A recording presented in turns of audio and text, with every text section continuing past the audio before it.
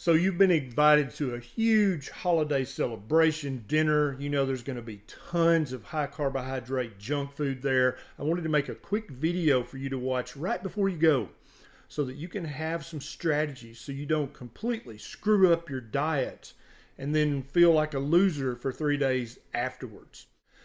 Tip number one is eat before you go. Eat right before you go. Eat a huge meal of meat and eggs, protein and fat. Eat as much as you can possibly hold so that when you get to this dinner, you're not fighting the three enemies that are going to make you overeat terrible food. You're going to completely satiate your hunger. So that way you're not fighting hunger, because you know when you get there, you might be fighting a little bit of carb addiction when you see the dessert table.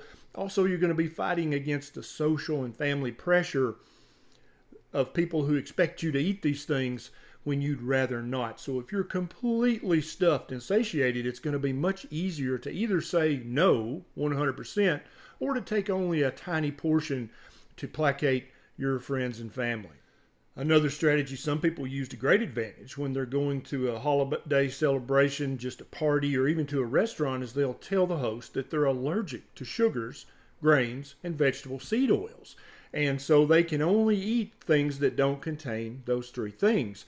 And that's going to make the options at the celebration or the dinner party much, much easier for you to pick. And you'll actually convert your friends and family into advocates for you. They'll be going around asking, does this contain sugar, grains, or seed oils?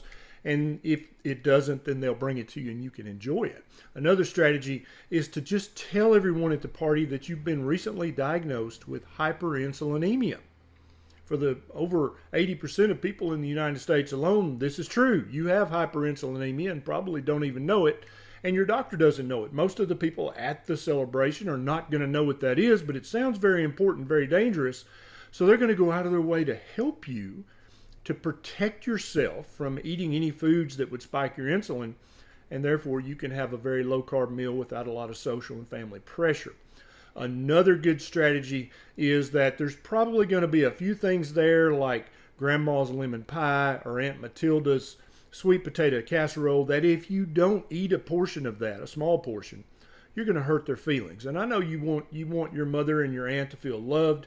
And so when you've stuffed yourself before you leave home, then it's much easier for you to take just a very tiny portion of that pie or cake or that casserole that is a family tradition that everybody must partake of.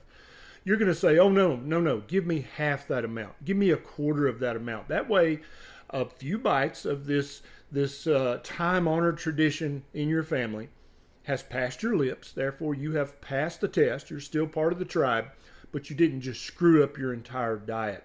Another great strategy, if you know you're going to have to eat some of Grandma's pie or Aunt Matilda's whatever, fill in the blank, go to the restroom right before the meal and do as many air squats as you possibly can. So go to the bathroom, hang on to the vanity, and go down as deep as you can into a squat position and come back up. Now repeat that as many times as you possibly can. This is going to deplete the glycogen stores in your large muscles of your trunk and your legs. And it's going to open up and put a lot of glute receptors on the surface of those muscle cells so that when you do eat that high carbohydrate junk, it's going to be taken up very, very quickly into your muscles. It's not going to spike your blood sugar is high or your insulin level is high. And then also after the meal, if you did eat some crap, go back to the restroom and do as many air squats as you possibly can, holding on to the vanity or something so you don't fall over and make a big noise in there and then everybody's worried about you. But just by doing this before the meal and after the meal, you're going to greatly lessen a blood sugar spike and therefore an insulin spike. Another great strategy that many people employ is to take a low carbohydrate dish. And don't tell everybody there that this is low carb or keto. Just take it. You can eat a huge portion of that yourself so that you know that a higher percentage of the food you ingest is going to be friendly to your way of eating. But also other people will try your dish as well. Don't tell them it's low carb or keto. When they say, man, that's delicious. What is that? Then you can tell them, oh, that's low carb or keto or carnivore. I'll tell you how to make it. Then you perhaps just help one of your family members learn how to eat a proper human diet. And then the final trick is when you get home, if you did eat some junk, forgive yourself, realize that in the big picture, this is a very small indiscretion. Start fasting right then and fast for as long into the next day as you possibly can. This is going to help you not only get rid of all the carbs that you might have eaten, but it's also going to be just a natural cleanse for your liver and kidneys. And then you can restart, pick right back up where you left off with your proper human diet. And the forgiving yourself is very important. Don't feel like you just screwed the pooch, you just destroyed your entire world. It was just one meal, and now you can get right back on the proper human diet bandwagon.